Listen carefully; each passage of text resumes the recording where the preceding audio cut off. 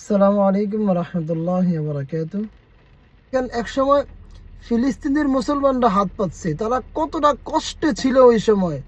ফিলিস্তিনের মুসলমানরা যে হাত পাতছে, খাবারের জন্য হাহাকার করছে, কষ্ট কেমন আল্লাহ তাআলা দাবানল দিয়া সেটা কিছু সংখ্যক মানুষকে বুঝিয়ে দিয়েছেন।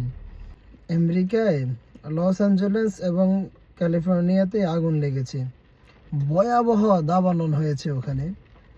আসলে আহ, দুঃখ এবং পরিতাপের বিষয় হচ্ছে আহ, অনেকেই খুব স্যাড, খুবই কষ্ট এবং খুবই মর্মাহত হয়ে ফেসবুকে স্ট্যাটাস দিচ্ছে, ফেসবুকে লিখতেছে।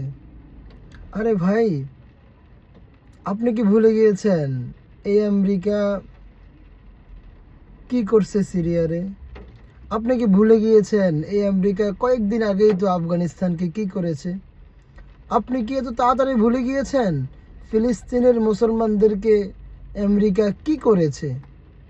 ভাই, মুসলমানদের যেই আক্রান্ত, যেই রক্তাক্ত, যেই আগুনে জ্বালাইছে আমেরিকা, তার কাছে এই ভয়াবহ দাবানল কিছুই না।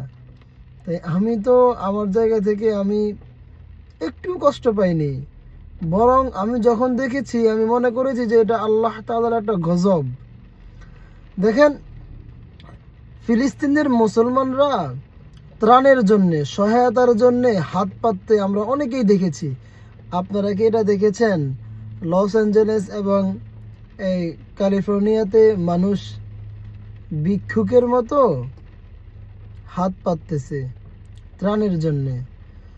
তো আল্লাহ তাআলার নিজাম, ওমাকারু ওমাকারাল্লাহ।